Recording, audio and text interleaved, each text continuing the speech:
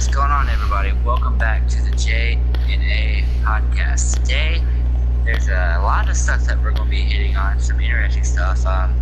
Yes. And as always, on the other side of the call, we have JJ Madden. How you doing, bro? I'm doing pretty good. How are you doing today? Doing good. So what's some things we're hitting on today?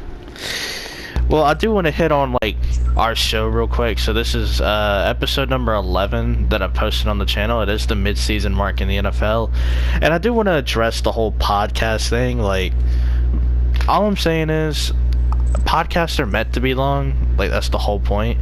The shortest podcast I watch, in length, or not even watch, you can just put it in your pocket while you listen to it. It's 45 minutes, and it's literally ESPN First Take Part 1, and then Part 2 is 40 minutes. So everyone complaining about time, that's literally a podcast. Feel free to look it up.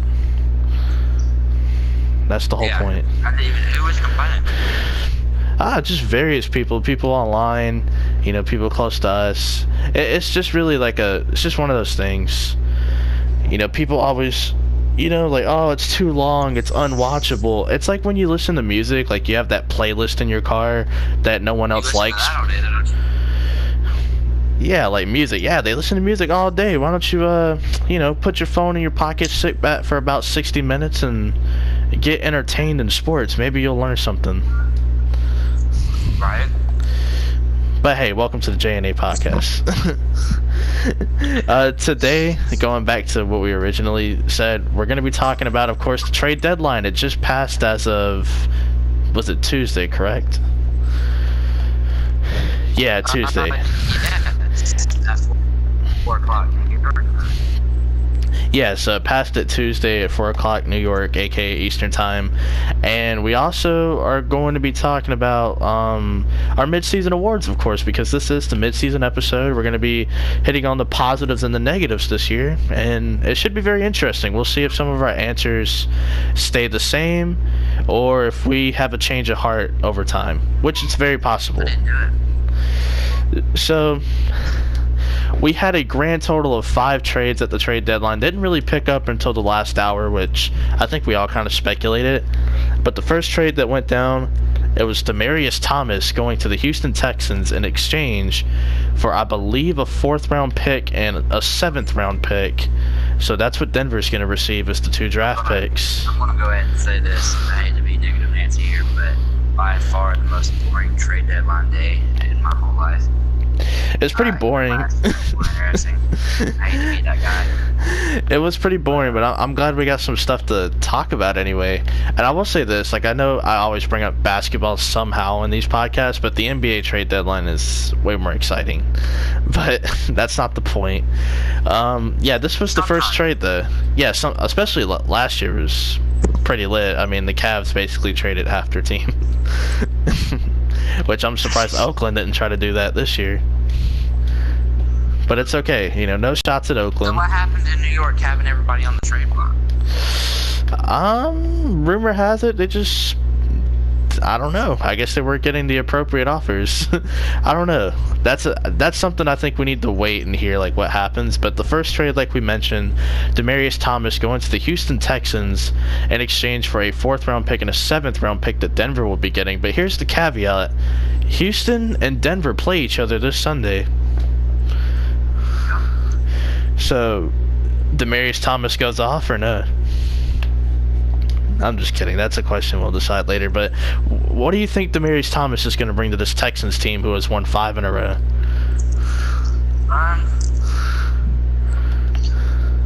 See, it depends on who you ask. Some people like the receiving core. Some people don't like the receiving core. For the people that say they like the receiving core, then the main answer would be depth and make sure that everything's locked down. But I feel like he's going to be a big factor, or he could be a big factor if they use him right. Correct. It could even be a bigger factor than he was over there in Denver. You never, it just depends how the coach uses them. Right. So that's pretty much what I have to say about that one. Yeah, about Demaryius Thomas. I will say this about Demaryius. Wasn't really doing a whole lot in Denver. A lot of it had to do with his lack of targets. Case Keenum really throws it a lot to Emmanuel Sanders. and he'll dump it off to some running backs, and that's kind of Case Keenum for you in Denver's right now. Demaryius Thomas, with the injury to Will Fuller, he is going to be the wide receiver number 2 behind Hopkins, so I expect him to have some decent games here and there, maybe one big game where he just goes off. We'll see what happens, but I think he'll be a solid factor for the team, for sure. I agree with that. He has a big opportunity with Will Fuller being out. We'll get into the second wide receiver trade, actually. The Detroit Lions electing to trade Golden Tate, who was rumored for mainly about 2 weeks. He denied the rumors, but then the truth unfolded at the deadline. He was moved to the Philadelphia Eagles for a third-round pick in this year's NFL draft. Golden Tate would later tweet out saying, quote, "It's been real, Detroit, but it's Philly as of right now." And it looks like he's excited to be there. What can we expect from Golden Tate in a Philadelphia Eagles jersey? They already have not a really good receiving core, but of course you got Alshon Jeffrey. How do you say his name? I can't even. Are you thinking? Oh, Nelson Aguilar or Aguilar? I had an issue saying his last name, but I knew who it was. But him and various guys, they're definitely gonna fit. They're gonna fit him in there, and that's gonna be a big factor. And he could be a really big factor. I think where he is in the depth chart. Well, I think they're going to play him in the slot. That's according to the Eagles coaching staff. They're going to probably move him around, but I think for now they said he's going to play in the slot primarily. But I'm very excited for this, actually. I mean, Matthew Stafford, I think, is a good quarterback, but you get the opportunity to play with a younger version of him, pretty much. I guess we could say Carson Wentz, big, strong, big arm quarterback. So he gets to play with a younger version of him. And Golden Tate, very versatile. Even in Seattle when he was kind of discovering himself, he can play in the slot, he can play on the outside. Maybe he'll get a couple of jet sweeps and some reverses. We'll see how Doug Peterson uses him. I think it'll be very interesting. I don't know if this move separates the Eagles as terms as like favorites to win the NFC East, considering where they were last year, but it's a very interesting dynamic to see how heavy the NFC East was in terms of their transactions. It sounds like this trade deadline pretty much taught us all is you don't even have to give up that much for an impact player these days. Third round pick for him. You feel me? Yeah, and it's really on the market, honestly. These teams pretty much dictate the value of a player. And like last week, we were talking about like the Giants trades with Eli Apple and Damon Harrison. Harrison's obviously the better player between those two, but the market pretty much dictated, okay, 30-year-old defensive tackle, only good against the run. Yeah, 5th round pick. That's kind of on the NFL market. Obviously, we as fans who know how good he is going to value him more, but that's the NFL market for you. I mean, we'll get into that later. We got some trades to talk about. Last year, Johnny going for a 4th, right? Correct, yeah, he went for a 4th round pick. A lot of people were speculating maybe a 2nd, even a 3rd. He went for a 4th. That just goes to tell you, even a pretty good running back can be traded for a mid-round draft pick. But don't sleep on those mid-round draft picks. All I'm gonna say is this: you're more likely to draft a bust in the 1st round than the 4th round, so that's a positive, I guess, for getting a 4th rounder. I guess, if there were a takeaway. But like I said, we'll get into that stuff later. Let's see here. We have about 3 more trades. This is honestly, if you had to ask me, this is my opinion. I thought this was a really good trade as well. The LA Rams getting Dante Fowler Jr. for a 3rd round pick and a 5th round pick. Jacksonville trading their former number 3 overall pick from 2014 in a contract year. He has a new home with the Rams. I assume it's a rental, who knows, but how do you feel about Dante Fowler and how will he impact this already ferocious Rams defensive front? It depends how they play him, because like you said, it's already ferocious. Yeah, well, I think he's going to be playing, because they run a 3-4, he's going to be playing outside linebacker. I don't think he's going to be playing inside, because they already have Sue and Donald and Brockers to play inside. It's going to be very interesting how he does over there in LA. LA, yeah, for sure. Like I said, I thought it was a really good pickup. I'm actually surprised that he only went for like a third and a fifth, but you know, like I said, the market dictated the value. Young player, contract year, third and a fifth. If you were to, you know, it's basically a fourth round pick. But we're gonna get into the two Green Bay trades after you say your statement real quick. Which statement? Well, you were about to say something, so I wanted you to, you know, say it. You know, anytime you got to say something, just get it out there. I forgot what I was going to say. I was probably going to say, like, hey, you look really pretty today. Oh, I appreciate it. You look pretty good too, I must say. All right, now we're gonna get into the two Green Bay trades. I saved those for last because obviously I'm a Packer fan, and you know, if it were the Falcons, I would have had it go last too for my boy Aaron. But one of the trades, not really eventful. Ty Montgomery got traded for a 2027th round pick from the Baltimore Ravens after the events that happened Sunday. I guess they just decided to move on from him. What are your thoughts on Green Bay just getting rid of him like that? Kind of stupid, because if worst things that happens, you could just, like, obviously that's not what cost him the game, was being a running back and fumbling, but if you didn't want him at running back, you could have easily just moved him back to receiver. And I wouldn't have traded him, especially for that type of value. I understand the frustration, but I think there's different ways of going about punishing a player. Like, we've seen teams personally suspend the player for like a game. We've seen them get benched for the entire game. We've seen them get benched for a play. We've seen them get benched for a series. I think there are different ways of going about disciplining your players, and I don't think trading Ty Montgomery was the best way to go, but I understand the frustration. Trust me, I was frustrated too, having to sit there and watch Ty Montgomery, you know, make that decision. And if the reports are true that like they told him to knee the ball in the end zone and he just refused to do it because of his lack of touches, then I have to agree with the masses that is pretty selfish on your part. But there are other ways to go about disciplining your players, so you didn't have to trade them.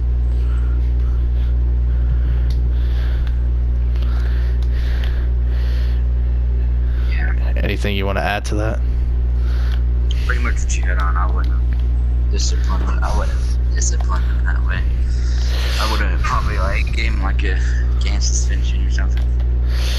Yeah, probably a game suspension, or just, you know, just ruled him out for the game on purpose, even though he was healthy. I don't know. And then the last trade, this one kind of caught me off guard as well, as a Green Bay fan, but Clinton Dix, what's so damn stupid. Go ahead, do it. Well, you'll actually, I don't know, you might hate what I have to say, but that's what makes the podcast so great, because you don't know what I'm going to say yet. You like it because he was overpaid. No. Well, he's on a rookie contract, so rookie contracts aren't overpaid, but go ahead anyway. Clinton Dix was traded for a 4th round pick to the Washington Redskins.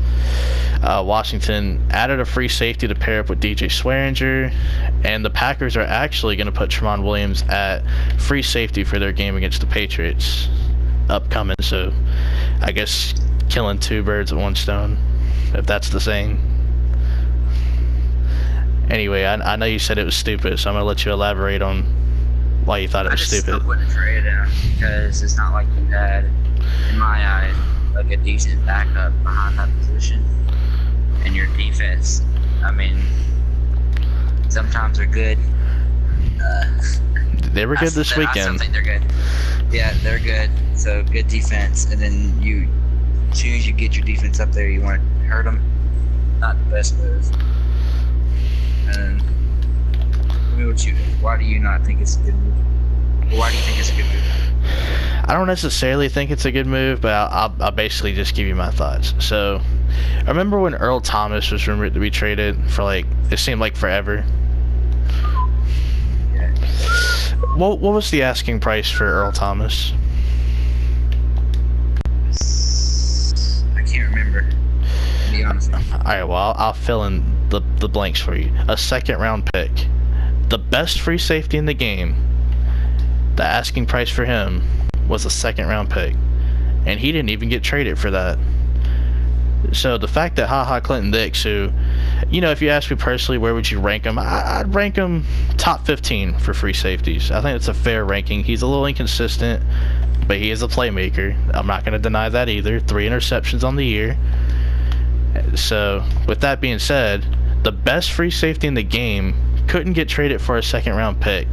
So the fact that, in my opinion, a top 15 free safety got traded for a 4th-round pick, considering how the market dictated him, I'm not going to say, like, it's good or it's bad, but that's just where we are. That's just where it is right now. The best free safety in the game couldn't get traded for a second-round pick. That should tell you something. He did get hurt, though, before. Anybody was able to make a move on him. Yeah, but that was a rumor since, like, training camp. They had plenty of time to make that move. Dallas, Kansas City, and all the other bidders. Plenty of time. Earl Thomas could have got either stuff or hell, he's even worth a first, honestly. That's just how good he is.